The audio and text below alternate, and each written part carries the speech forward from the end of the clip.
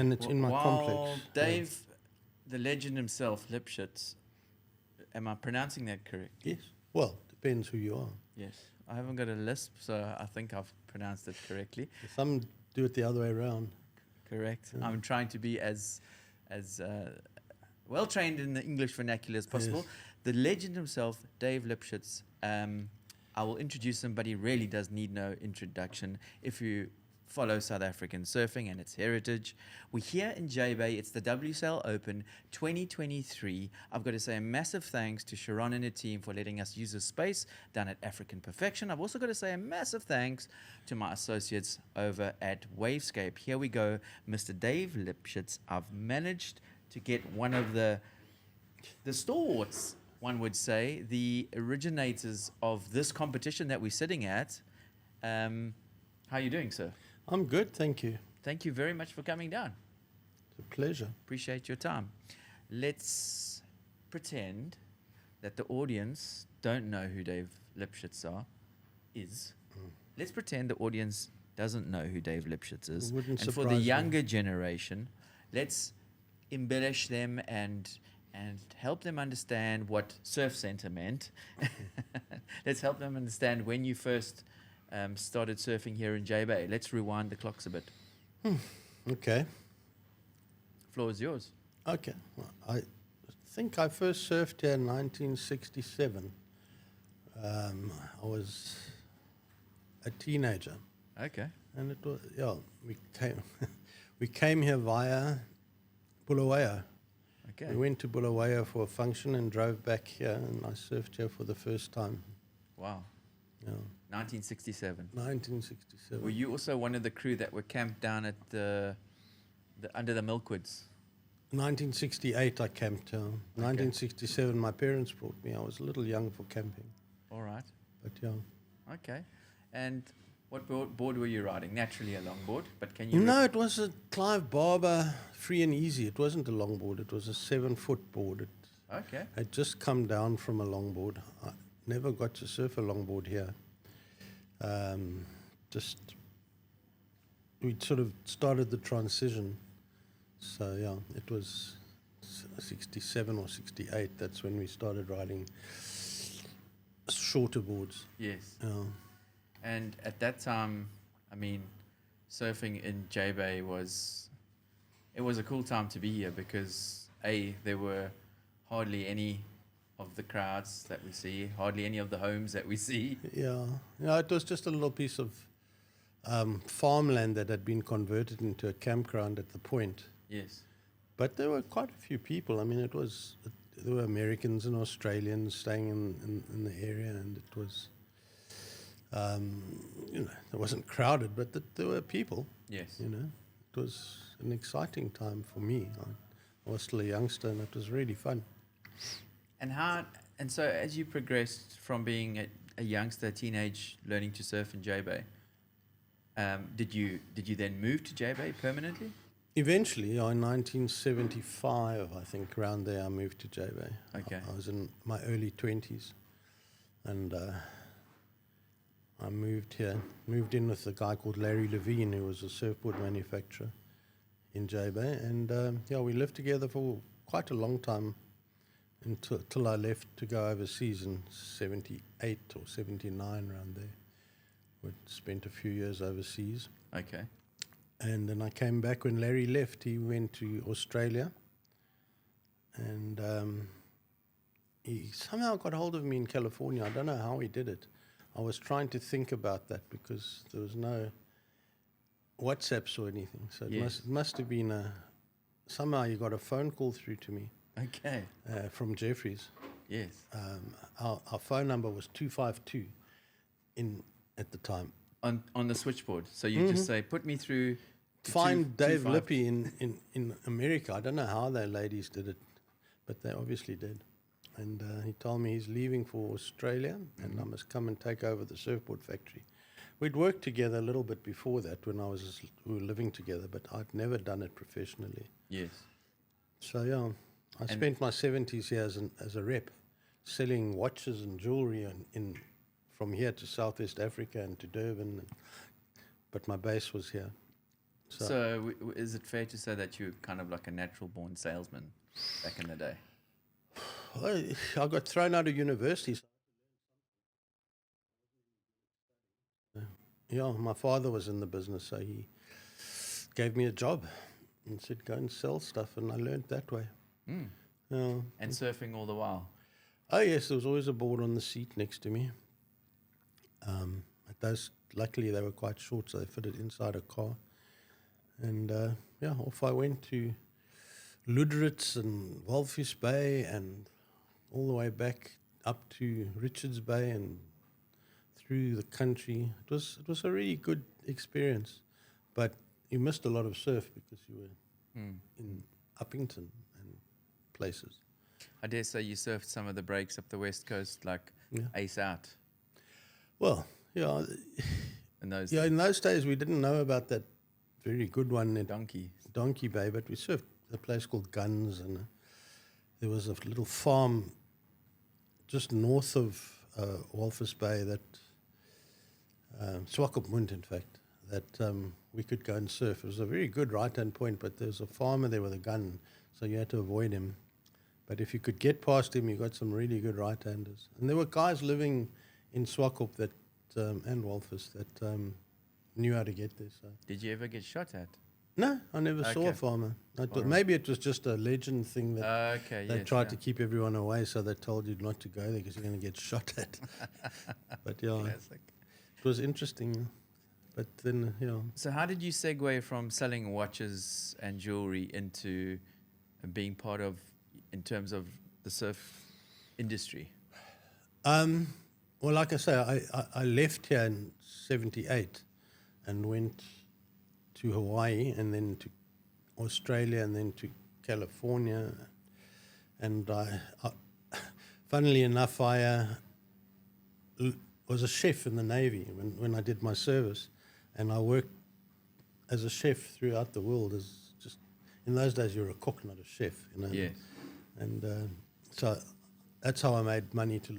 In those days, you could work anywhere you wanted. It wasn't like now where you have to have work permits and stuff. So that's how I got around the world. And then when I got to Hawaii, I'd already done some work with Larry, a little bit of sanding and dings and stuff.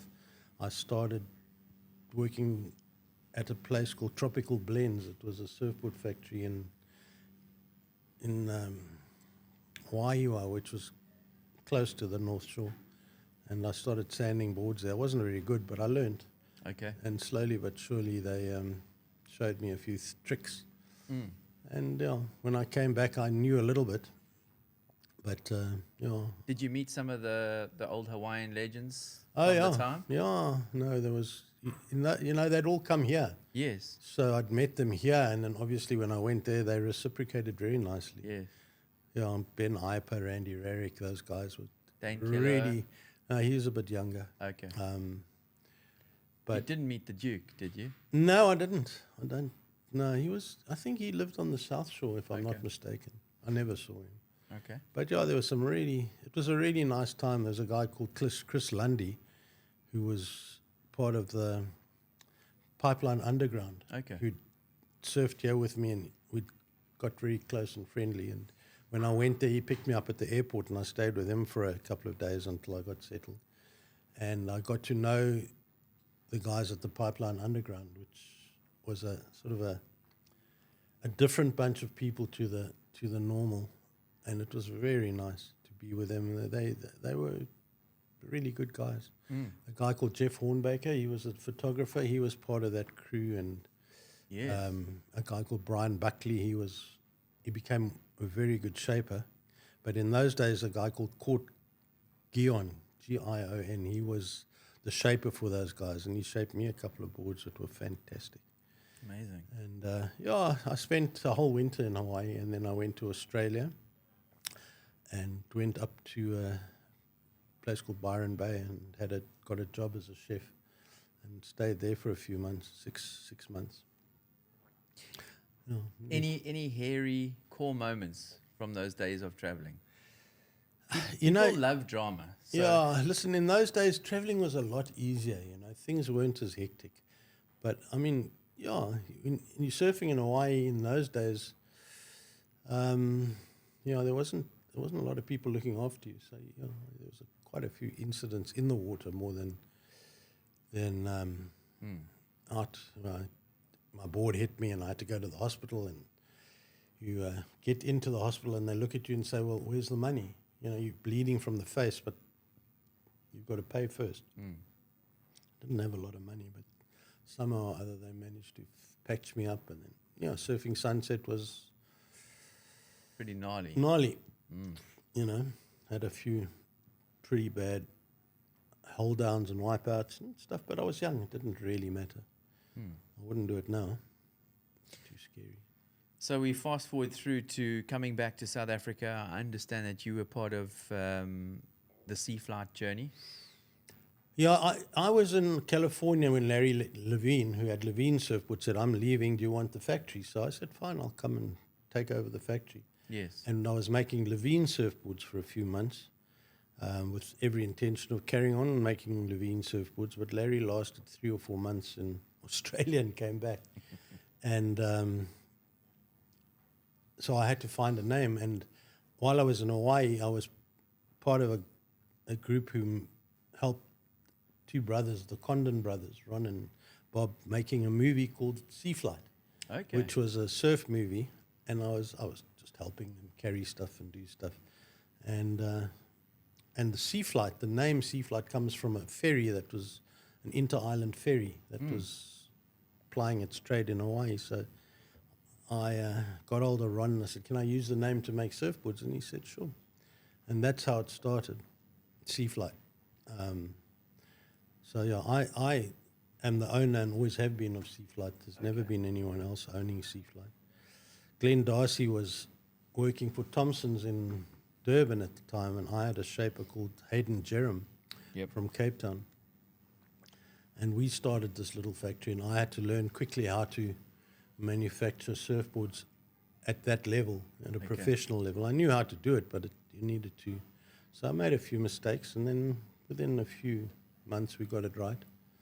And then Glenn Darcy came, and I poached him. He came to shape for me for 6 weeks while he was on holiday, and I stole him from Thompson's. And he came to live here, and we became partners for a while, and then we didn't do the partnership thing, and he just worked for me. So we had a long-term relationship, and he was the resident shaper. But there were a lot of in and out shapers through Sea Flight. Robbie Ponting, Nev Hyman, Nev. Yes. He shaped there. Errol Hickman shaped there. Nigel Perro from Australia. Well, he was a South African. He shaped there. We had a lot of visiting shapers. Yes. And they would come and shape 20 or 30 or 40 boards and then Amazing. leave. Yeah. So it was a very interesting time. And then at the end, we got Ken Freeland back from Australia, and Robbie Ponting was working for me, and he decided to give up making surfboards. So I bought the Faith label from him in 1980. And so I didn't want to do it with the same shaper. So Ken was in Australia. I said, then do you want to come and shape Faith? And he did. And it turned into quite a successful little second brand. And then Glenn had met these guys from Local Motion in Hawaii, and I'd met them, and I went over, and we got the Local Motion franchise, I think you call it, and we started making Local Motions as well. So we had 3 very successful brands for quite a few years. And then I bought the Palman Surf Centre. Marky Palman had this surf shop in Cape Town, and I needed a place to sell surfboards, and so I bought their shop for, I think, 8,000 Rand and a panel van, little Toyota panel van. You swapped the van and the grand. Yeah, and we bought this little shop in Cape Town called Palman Surf Centre. Yes. And obviously it wouldn't be cool to use the Palman name on, so we just cut the sign off and had So Surf Centre. just cut Palman off. And that's how Surf Centre started. There we go. The infamous surf centre in Cape Town. Yeah, it started in 1980, and still going. I've still got a surf centre in PE. Small, but Yeah, we It's- remember the stickers from the 80s and the 90s. Yeah, There's many of them still stuck on old boards out there, you know? true that. Yeah. Yeah. And some new ones. Definitely. Yeah. That's amazing. Yeah. Yeah, I think it's. I like the way you claimed like poached Glenn D'Arcy. I think it was a healthy dose of this epic right-hander, which probably also swung it. No, I think the thought of a J-Bay lifestyle as opposed to downtown Durban certainly swayed him. Yes. Yeah. And he's been here ever since. He's got a house right here Yes. in the road. Yeah. That's it. Yeah. And I find it quite interesting how he was even telling me how many Aussies used to come and like being here in J-Bay and South Africa.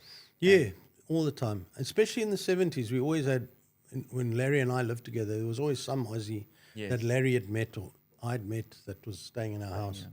Yeah. And, it was cheap to travel, and it was safe to travel. And you could, things were easier. You didn't need a lot of money to move around. And there was no crime. There was, that sort of thing was a way lot easier. And the currency was way stronger. Yeah. I dare say it was a very similar lifestyle to Australia, which from a geographical point of view, it still is. However, it was probably cooler to be here because of this break, Yeah, it was. They stayed normally a couple of months, and Okay. or some stayed for a winter and then left. Yes, So yeah. they,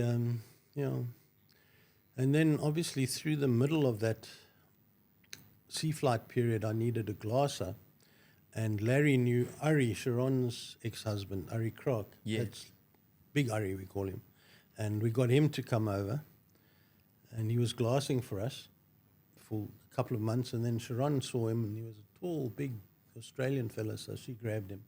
Within a couple of months, he was working for her and not for us anymore. So she poached him. She poached Ari, and then we got Michael Ginsberg. Ginsy, Yes, he came to Ginsy. glass for us. So we've had a lot of really cool people went through that factory Yeah. in the day, and I enjoyed it. Yeah. And then, of course, my wife decided, not my wife then, decided to move to Cape Town. That was the end of me. I had to go to Cape Town and chase after her. And I went to work in the shop in probably 84. I had a partner at that stage, Grant Byram. He was running the shop. And I was making the surfboards, and that's how it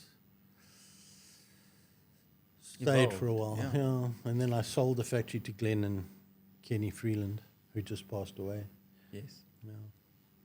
Wow, what a journey, hey? It's Yeah. it's fair to say that surfing you've given to the surfing community, but surfing has continued to give back to you in the ocean, because to this day we can still find you in the lineup here in J-Bay with a smile on your dial. Yeah, and it's a bit of an addiction, eh? yeah, And there's not a lot of other things I like doing, and age hasn't put you off. It hasn't held you back from continuing to connect. Well, I dare listen, say. I'm a very good customer at my chemist. He certainly supplies me with medication that can keep me going when I need it, pain Yeah. pills and whatever. Yep. But and I do biokinetics and try and keep fit and strong, and I kind of don't know what I'd do if I didn't surf. It would might be a bit lost. So it's nice. It clears my brain. It keeps me fit and healthy. I'm going to be 70 next year, so it's physically harder than it used to be, but my boards have adapted, so they carry me nicely, and that's how we carry on. How you roll. Yeah, the nearly 15 years in Cape Town was opposite, of course. Yes. Bit of a go lifestyle. Yeah, lost all the physicality, didn't surf enough, went out for tequila and things a lot, and ate a lot, and just wasn't good. Yeah. So luckily, I managed to escape that and come back home and bought a house in Pepper Street. Stayed here ever since. Well, no, I moved. My Okay. wife didn't like it here. Okay. We moved to PE. My son was at school in PE, and we were driving him in every morning and fetching him every evening. Yes. So it became more convenient, and she had a career in PE, and we opened shops in PE. So I sleep in PE, and I spend my days here. It's just down the road. It's 40 minutes. Yeah. It's better to spend it there, and then when there's waves, drive 40 minutes, than be here when it's onshore Sure. and nothing to do. Yeah. And my work is there. So Yeah.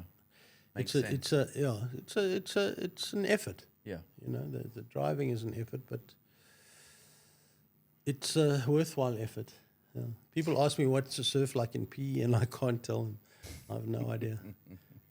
I surf there very, very seldom. I enjoy surfing in PE, but yeah, this is my home. So, thank you, Dave. It's been very insightful, and I know it's been a bit of a concise version of a very long life led.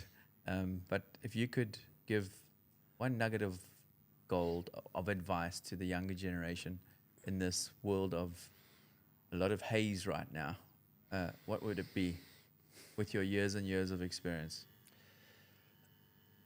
Don't go backwards just because it looks so good in the past. This whole retro, I need to be part of what was. It wasn't as cool as everyone thinks. It was nice, but there were a lot of things that weren't so cool. I mean, we were advantaged. We did things easily because there were only a few of us. Everybody else wasn't allowed.